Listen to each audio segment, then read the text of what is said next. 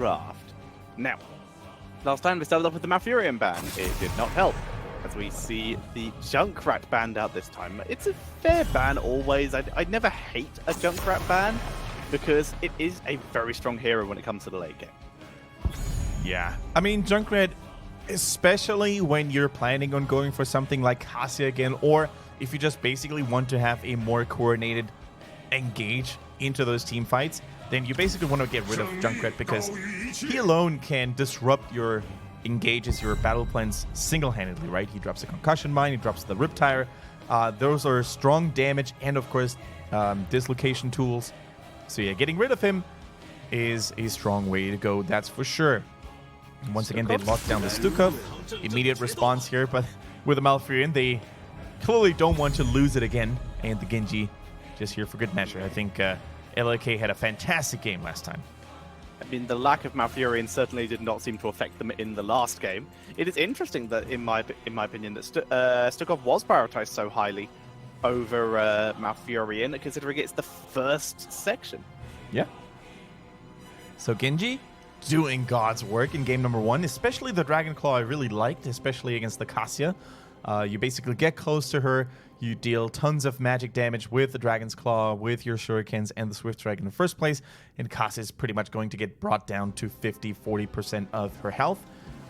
Looking pretty good. It's actually funny because Cassia has a very similar ability, right? She needs to also absorb damage if she goes for the level 7 talent, the explosion on her trait.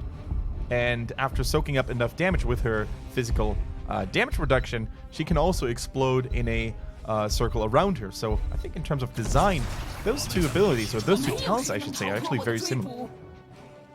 Interesting this time, Sunny Lion, a little bit more lockdown being added in, going with the Varian and the Maiev. Single target lockdown and burst, plus a little bit of AoE.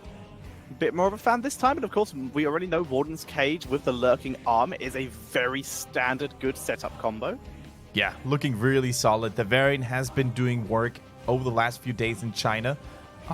Especially Soa has had pretty decent results with the hero, but yesterday as well, between Beyond the Game and the One, we saw a strong Varian coming in from 619. So even when played as a solo tank, something that many people thought wasn't really possible because of his early game lack of HP and damage, has become quite popular in China. And the Zeratul ban once again against Sunny Lion, they seem to have realized, you know what, Wildlight, he's pretty darn good on that Zeratul. He's had a couple of devastating Void Prisons the other days, so I like that they're getting rid of it.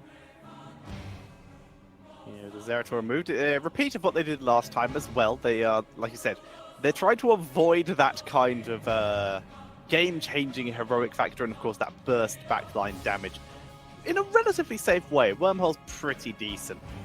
I mean, if it I had a question a while ago of if you could change one hero to in just one way to make them more OP, what's the biggest effect you could have with a non-heroic change? And mine was just like increase the range of Blink and Wormhole.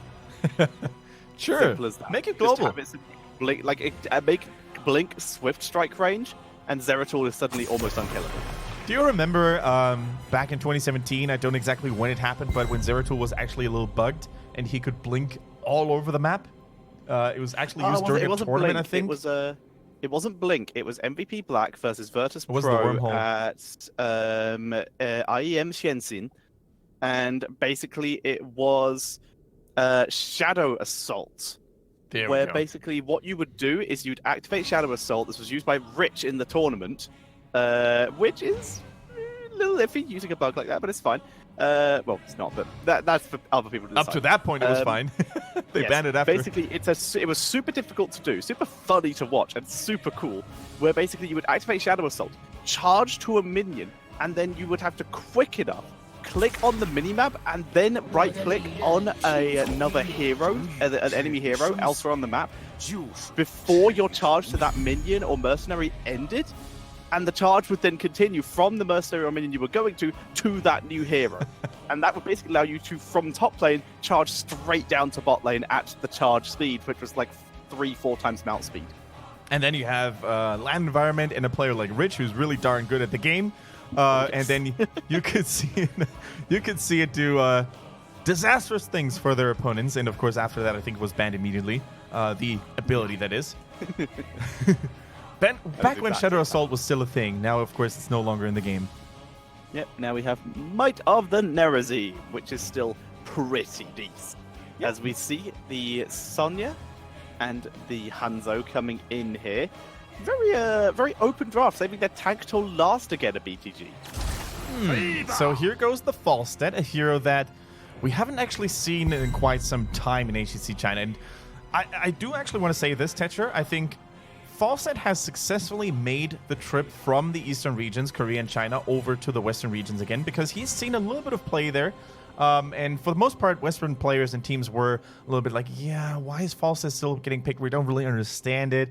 But after, a couple of really good showings, especially at the Eastern Clash, I think Falstad has earned his place as a situational pick, depending on the battleground, depending on what your team composition is intended to do. And right now, to me, it seems like there could be two ways to play the Falstad with the Maiev, right? Warden's cage goes down. You could either gust people away and then trap the one person inside, similar to the infamous Butcher Falstad combo with Lamb to the Slaughter and Mighty Gust. Or you could go for full-on damage. You could go for the Wombo combo. People can't run away in the cage, and you're just going to Hinterland blast them. We see ETC as the final pick.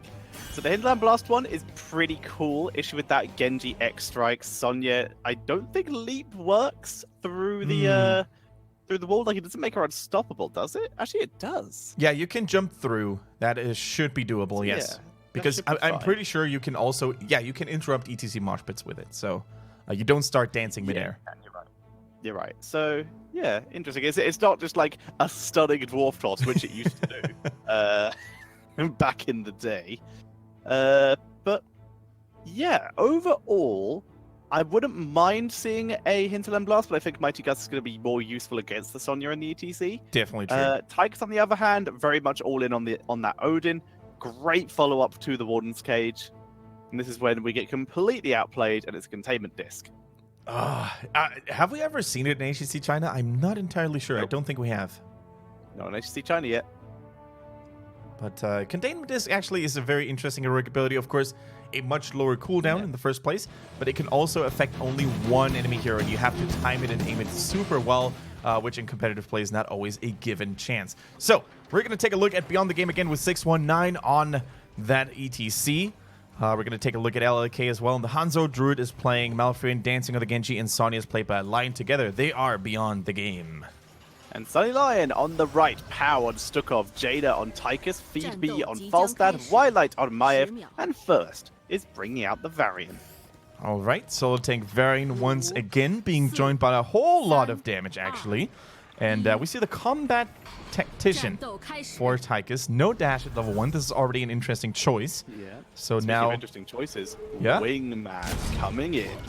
so we have cooldown reduction on the dash with auto attacks for Tychus, which gives him more mobility potentially. And Wingman, as Tetris said, blind on those mercenaries could be an interesting thing to do, especially if you consider Falstad's global utility.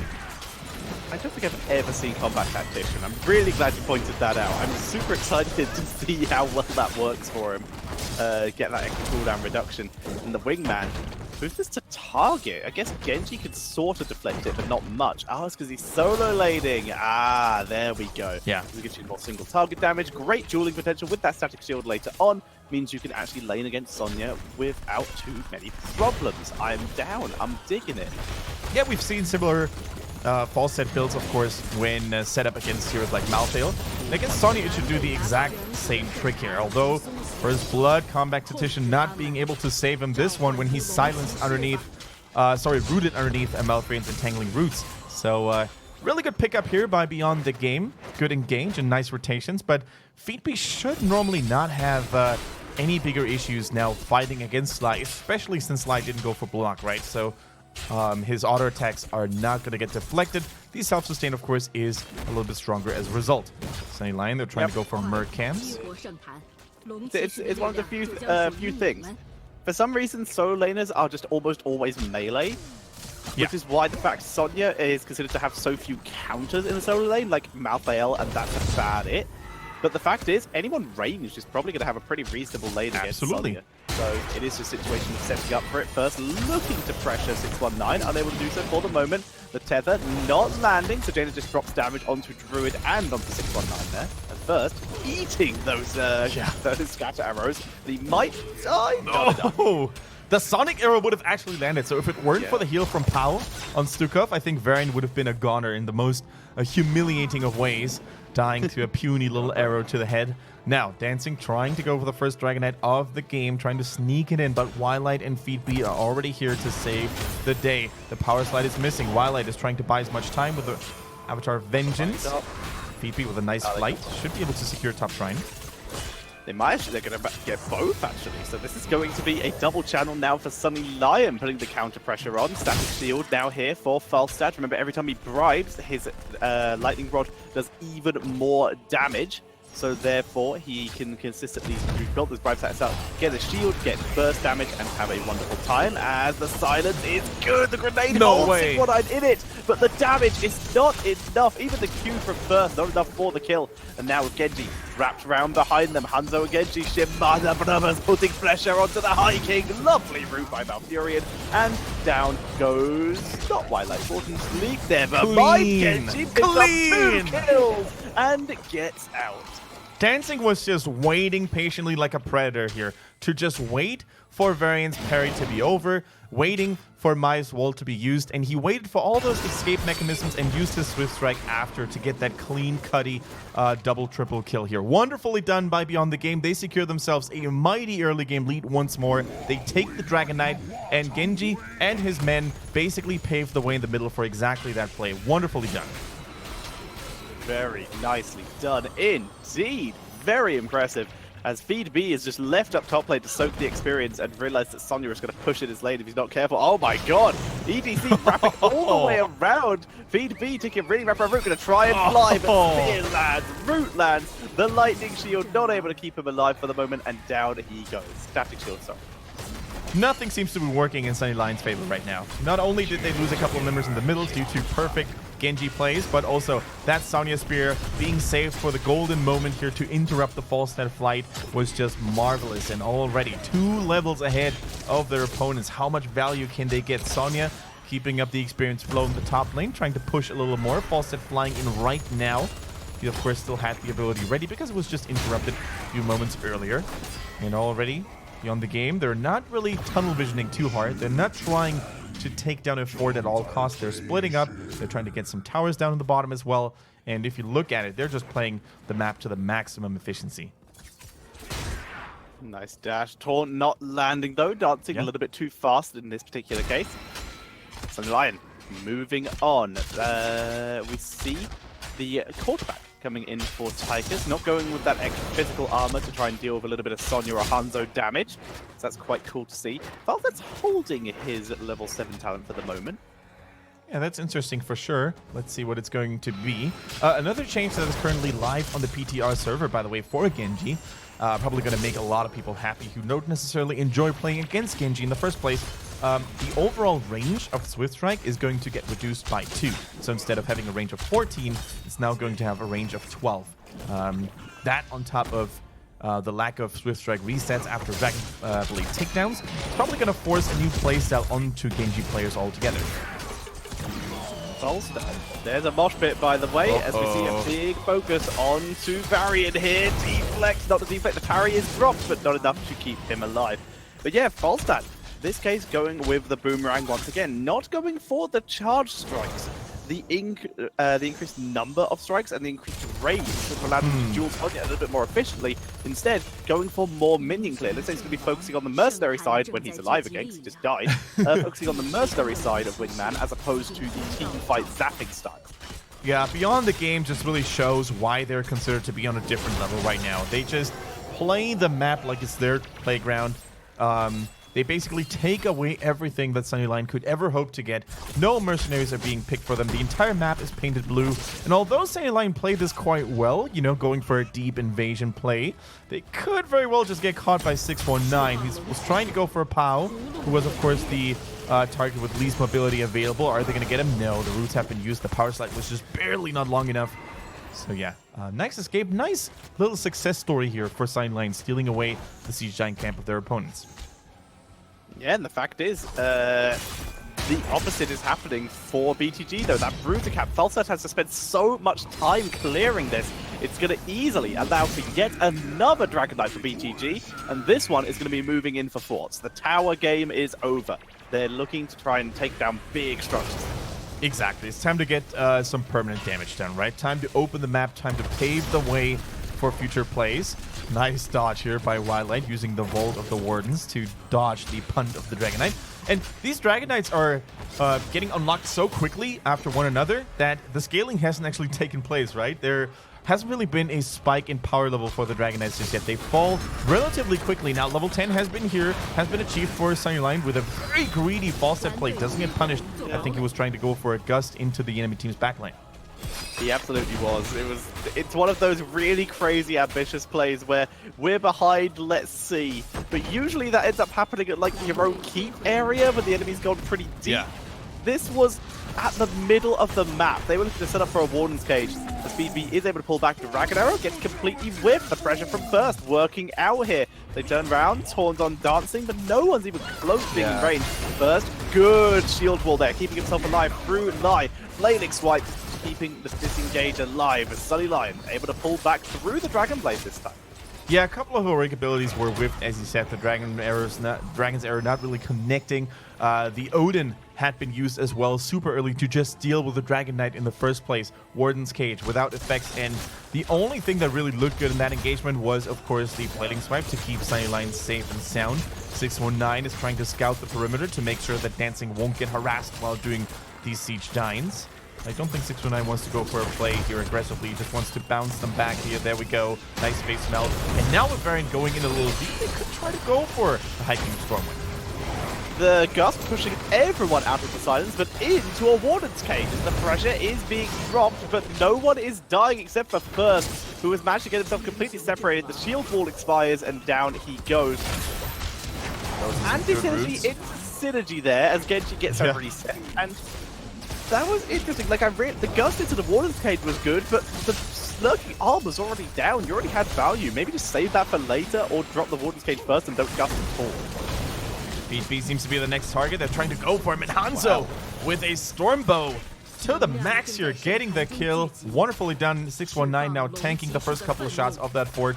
Minion reinforcements have arrived, and such the aggro switches over to the minions, and they can take down this fort quite handsomely. And although they were fighting so deep behind enemy lines, Beyond the Game just made these teamfights look like a piece of cake.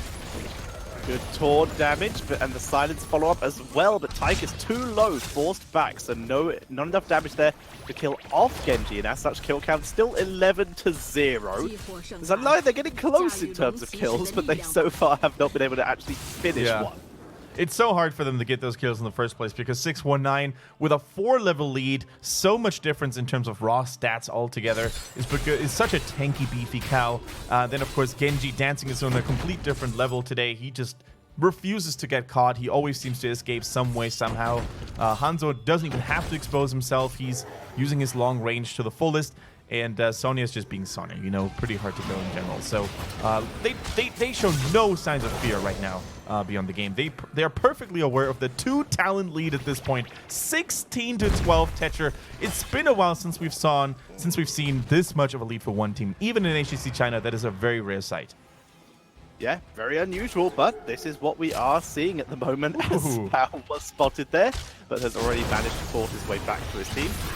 Here's Wildlight. Gust is good. Where's the Warden's Cage? They're going to try and taunt Malfurion. The boss to zone away. Druid moving through the mosh. Gets out the Warden's Cage before it activates. They turn it round. The Warden's Cage might get first out, but the chase is still on. Dragon Knight's active with 2 kills from that counter already in. Dragon Knight will be picked up. Druid survived. Clutch heads up play by 619. You know what, Tetcher? If you don't get the kill of Malfurion right there, then you know it's not meant to be. Like, Malfurion was so out of position. He used the ice block super early to keep himself protected, and still, it wasn't enough for Sunnyline to kill him because the team's protection was so strong. The Dragon's Arrow from downtown buying enough time thanks to that stun, and then the peeling, saving Mosh Pit to keep Malfurion safe and also keep the enemy team at bay. That was just marvelously done, and now another Dragon Knight being here. Hanzo, although not really joining his team. I think that was a little bit of a misplay. He should have definitely tried to stick with his teammates so they could have applied more pressure onto that bottom team. Right now, speaking of pressure, Sunny Lion, not under as much as I think they would have expected to be. The Dragon Knight's being very cautious, in fact, waiting for minions. It's already low on health, so it's actually not so difficult for Sunny Lion to clean this up. Genji's inside it, though, so caution must be had. But look at how cautious he's being. He's just consistent Dragon Breath. Looks like they actually may just intend to get to level 20 with this. I don't know. I think they're a little too hesitant to really close out the game. They realize, I mean, at this point, although you're so far ahead, Tetcher, you always, if you're the team that is currently in the lead with a massive 4-level lead, right? You need to be aware of the fact that if you only give up 1 or 2 kills to the enemy team, for whatever reason, they're going to get so much experience that a comeback seems to be very likely. Oftentimes, it's harder to play with a massive lead like that than actually being down, because all it takes for the team that's currently with the disadvantage is one good team fight, one good pick, or one severe mistake by the enemy team, and you're back in the game. So beyond the game, I like the fact that they're actually playing this super safe. They're just going to wait for more time to pass, stronger scaling with the Dragon Knight, level 20 maybe, and then they're going to finish the game 100%. Yeah, they have full control. New Dragon Knight will allow them to rush through a keep, and they're just looking for kills right now. Falstad looks like I would really like to know how many stacks of Wingman he has, how many times he's been able to use it, Twilight being moved in on, but it is Maiev, so easily able to back up. Odin drops for defense here. They can try push it with the Siege Giants, but Odin will clean this up pretty quick. Sunny Lion is not messing around. They realize, you know what, if we don't use Odin right here, if we don't stand our ground, the enemy team is going to push that in with the Siege Giants, with their talent advantage. So they're using everything they have to really keep the enemies at bay, and it seems to be working out. So good job by Sunny Lion to buy just a little bit more time. Falstad, what I like to call sneaky soaking. He's hiding mostly in bushes, cleaning the lane, and then backing up. This time, this is the longest he's stayed in a lane for quite a while now. He's grabbing XP for his team in terms of comeback. He is going to be found by dancing here, but the static shield to keep him alive. Umbral fine for the pull-in, but here is the entire rest of the enemy team, so this is not the best place you want to be. There goes Feed B. Gus is used and gets very little done. Taunts onto 619, and the Flaming Swine having to be used for the escape here, but it might not be enough. Sonya going very aggressive. Dragon Blade being used onto first here. There's shield wall. Twilight gets absolutely deleted. First has nowhere to go. Backs into the corner and gets killed off. Somehow Pow is still alive because he's being chased by only the tank and the support, but he will go down as well to the power slide.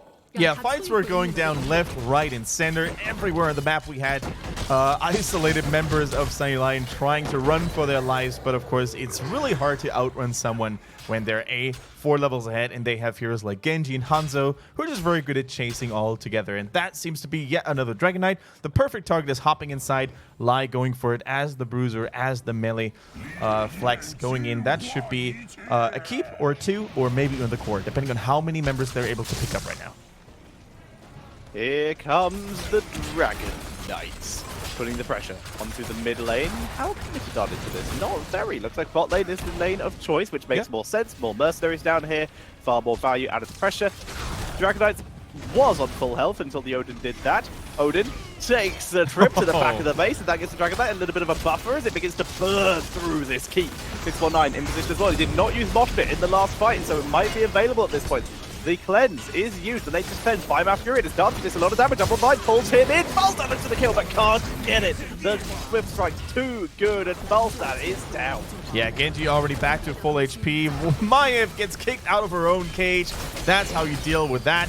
And now Pao trying to save his teammates, trying to buy a little bit more time with that lurking arm. But in the end, you can't stop the onslaught of Beyond the Game. We're still 3 levels ahead by now. They get a kill for good measure. You know, a consolation prize on that Hanzo. Must feel very good. Here goes the Dragon Blade, though, slicing on the enemy team's core, slicing on the Varian as well. Varian is just trying to buy a little bit more time. He does have the shield wall, so there we go. And finally, they've had enough. They use a private concert just for Varian. And that is it, ladies and gentlemen. One of the most one-sided and cleanly played series from Beyond the Game. They take down the Sunny Lions, who showed that they were just not in the same league as BTG today. And unfortunately for them, that means, of course, that they're going to remain their bottom tier position. And Beyond the Games, they're already trying to catch up to the one by getting 2 important points in.